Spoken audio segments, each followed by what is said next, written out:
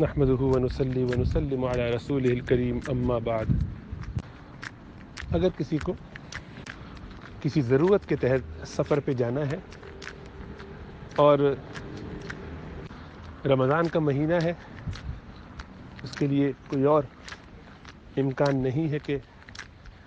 اس سفر کو مؤخر کر سکے، ایسا جانا تو بالکل درست ہے، بلکہ ضروری ہے۔ اس میں اسے اگر روزہ اس دن کا جو سفر کا دن ہے اس میں چھوڑنا ہو تو چھوڑ دے، لیکن اس کا طریقہ یہی ہے کہ جس دن سفر پہ جانا ہو اور وہ صبح صادق سے پہلے کا سفر ہے، تب تو کوئی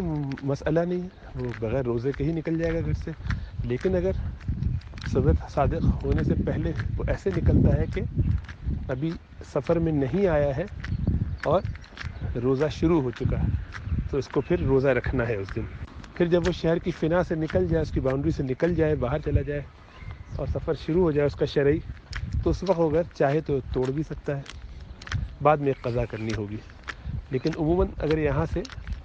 مغربی ممالک سے مشرقی ممالک کی طرف جا رہے ہیں تو سفر میں روزہ چھوٹا ہو جاتا ہے، تو جاتے ہوئے تو ایسا کرنا کوئی فائدے کی چیز نہیں ہے، بلکہ روزہ جاری رکھے، اور جس جگہ سورج غروب ہو جائے اس کے سفر کے دوران ہو جائے گا، کیونکہ جیسے وہ سفر میں جائے گا اس کا ٹائم آگے بڑھتا چلا جائے گا، تو وہاں اطمینان سے روزہ اپنا کھول لے، تو روزہ چھوٹا ہوگا۔ واپسی پہ اس کے برعکس ہوگا تو وہاں اس کی زیادہ ضرورت پڑے گی، تو اس صورت میں اس رخصت سے فائدہ اٹھائے اور روزہ اپنا توڑ لے یا نہ رکھے۔ اس کے برعکس اگر کوئی ضرورت نہیں ہے، بس اپنی ایک کوئی پلاننگ تھی پہلے سے سفر پہ کہیں جانے کی، اور اسے تفریح کے لیے یا گھومنے کے لیے کسی پرفضا مقام پہ یا کسی جگہ پر سیر و تفریح کی نیت سے جاتا ہے ایسا شخص، اس کو بہت سوچنا چاہیے کہ اس کی زندگی کا مقصد کیا ہے، وہ سمجھ کیا رہا ہے، وہ کیوں اللہ سبحانہ و تعالیٰ کو اپنا رب مانتا ہے۔ نبی اکرم صلی اللہ علیہ وسلم سے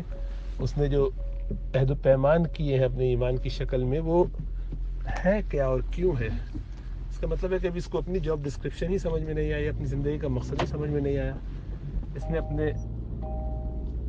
چھوٹے موٹے ارمانوں کو ہی زندگی کا سب سے اہم مقصد سمجھ کے اپنے آپ کو اس کام میں الجھا لیا ہے کہ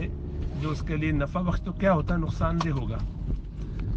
تو یہ سمجھ رہا ہے کہ اس نے کوئی کامیابی حاصل کی ہے، تو بڑی جہالت ہے، بہت بڑی محرومی ہے۔ رمضان کے اندر روزے، عبادات، نوافل، قرآن کی تلاوت، ذکر اذکار وغیرہ،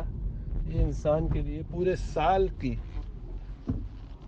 کمائی ہے کہ جس کی بنیاد پر وہ اپنے آپ کو شیطان اور نفس کے مقائد سے، شرارتوں سے بچا سکتا ہے، اور وہ اس کو چھوڑ کر اس فکر میں پڑ جائے اور دنیا ہی میں گویا ریجھ کے رہ جائے۔ یہ ایسا ہی ہے کہ